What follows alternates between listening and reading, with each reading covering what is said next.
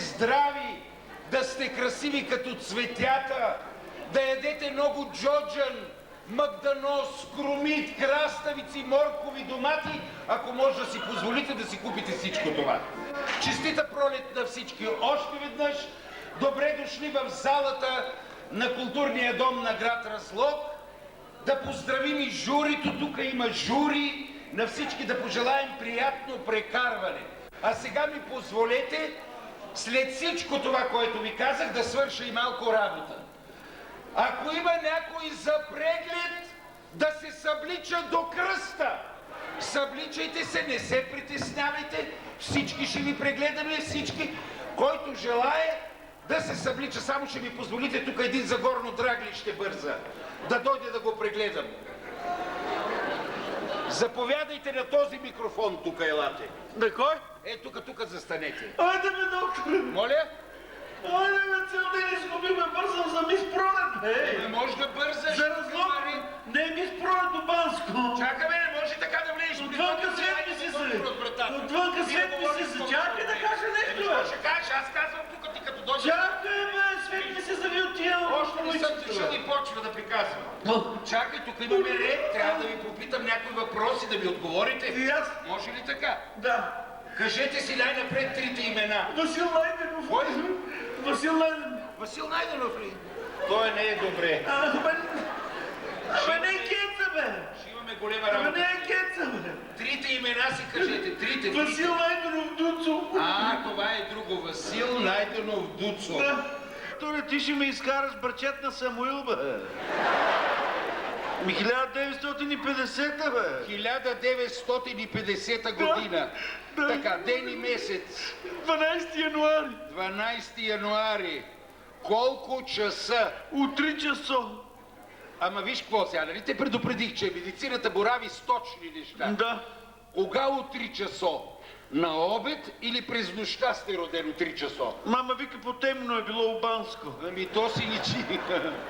То си личи, че сте от Банско.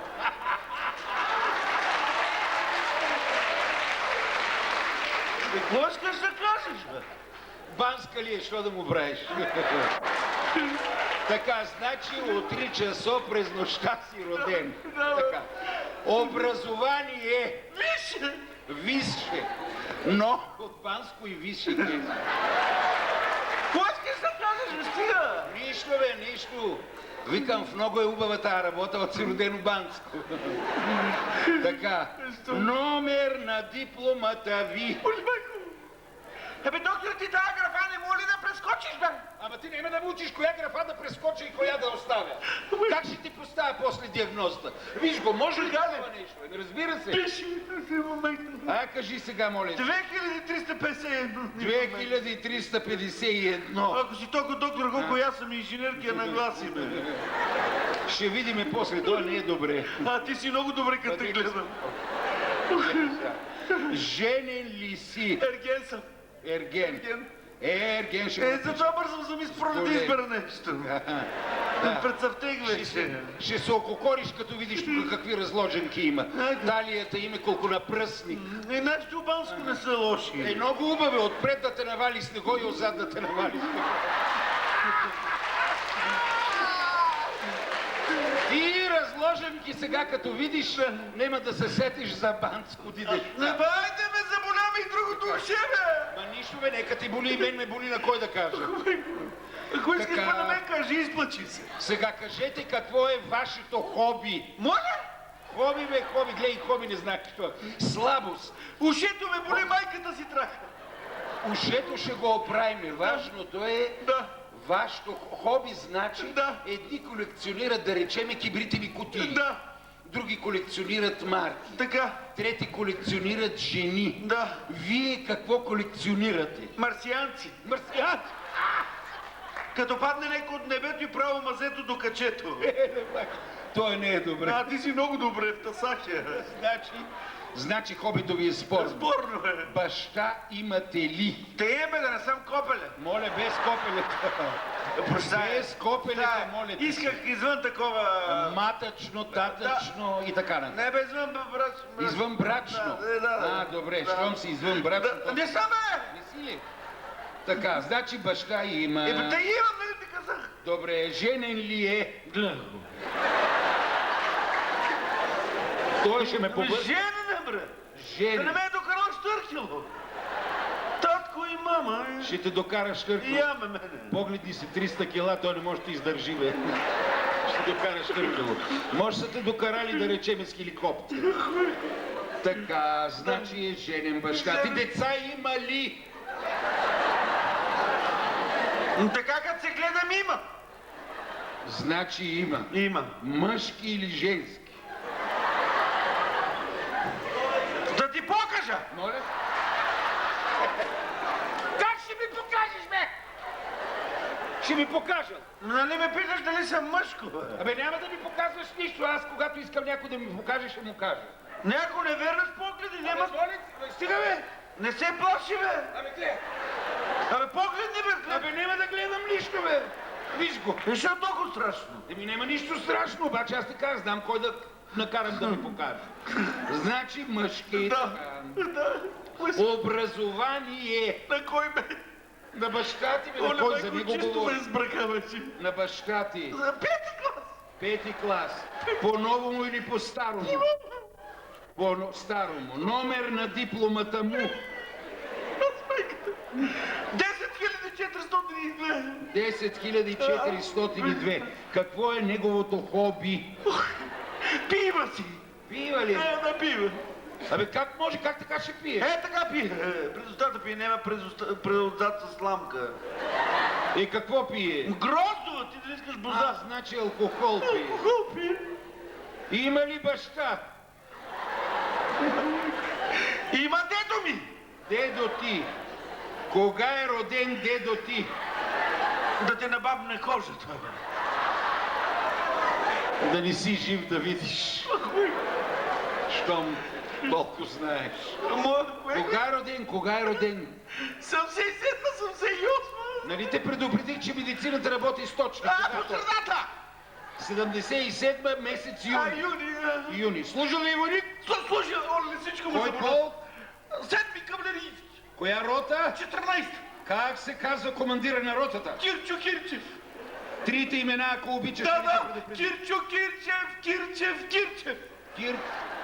4 имена ли има? Наред Кирчовци. Да не е султан това. Наред Кирчовци, като да им е по-лесно, като на доктор. Значи всички сте кирчовци. Кирчовци. Образование. Ох, на кой ме? На дядо ти ме изкараме из нерви вече. Той ще ме побърка, той не е добре. Неграмотен е. Неграмотен. Номер на дипломата му. Нема ти кажа. Как така няма да ми... Нема, продумам вече. Неговото хоби. Нема ти кажа. Добре. Нема думам вече. Това няма да ми кажеш, няма да думаш повече за какво си дошъл при лекаря. Ушето, майката си. Ушето, гости, ушето ще го оправим. Ще го правим. Важното е тук да запиша аз нещата, като дойде при лекаря. Да. Баба, поне имаш ли баба? Разгледи имам 2 баби. Как така ще имаш 2 баби, бе? Що не ми каза, че имаш 2 баби? Сега попадаш в друга графа, трябва да почва всичко от начало. Чакай, бе. Няма чек. Чакай, моля ти се, доктор. Нема И една по майчина и една по бащина линия. Една по майчина, една по бащина. Как се казва баба ти по майчина линия? Тотка. Чия тотка, моля се? Тотка? Олеле, писна ми. Тотка, олеле. Как олеле писна ми? Ушето ми писна, бе, отпуши се. О, Боже, той ще ме побърка, той ме направи лудичък. Моля ти се. Ушето. Какво ви е ухото? Голямо, малко, средно? Така като гледам средно. Значи образование е средно. Образование средно. Баба ти омъжена ли е? Не, мома е. Мома е. Значи мома да я пише. Мома е не е давала дума да си дума за оная работа. Значи мома да я пише. Ни обанско. Ами служила ли е войник? Да, сайно обранец. А така ли? Понеделя е клетвата. Сигурно аз съм за лекар. Вижте го от Банско. Боже Господи! Моля ви се, събличайте се всички до кръста. Кажи, Петър Косев, с нощи се върна от Ерусалим.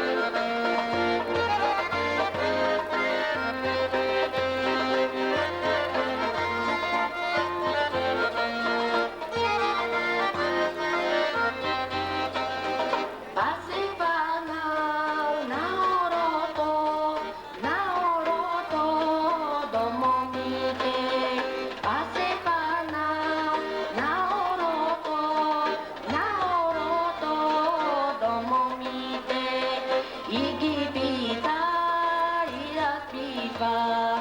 Убави са дедовите и ги пита и разпитва. Убави са дедовите.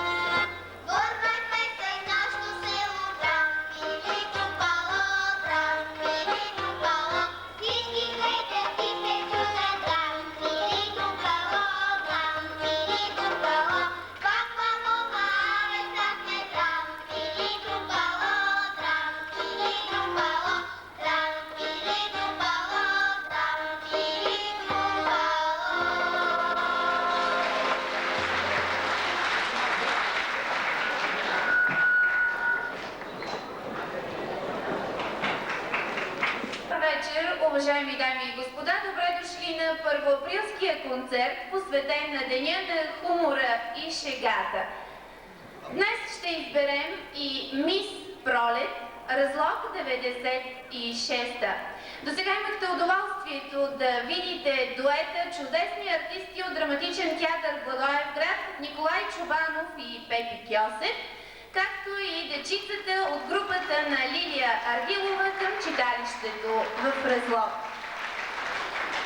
Както вече всички сте разбрали, днес ще се избира и Мис Пролет, Разлог 96-та. Регламента на конкурса е следния. Кандидатките ще се явят в два тура.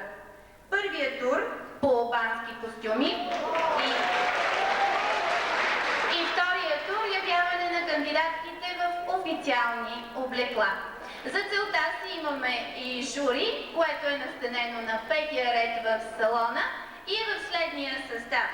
Председател Атанас Стойчев, специалист култура към община Разлог. Катерина Каризанова, секретар по читалище 15 септември Разлог. Илияна Калайджиева, президент на Радио Буран. Госпожа Шитка Сланчева, адвокат. Господин Атанас Розов, председател на СВА Разлог.